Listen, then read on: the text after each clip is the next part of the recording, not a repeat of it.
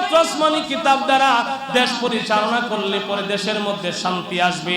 আসমানি কিতাব নাই, দেশে শান্তি নাই।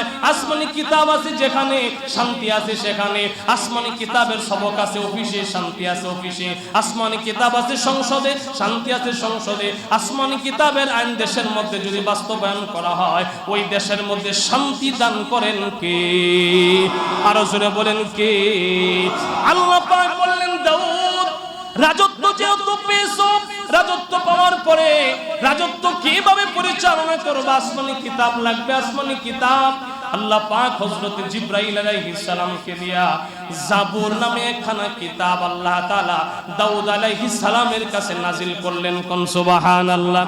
আল্লাহ পাকের পক্ষ থেকে হযরত জিবরাইল আলাইহিস সালাম জাবুর কিতাবটা নিয়ে আসলেন।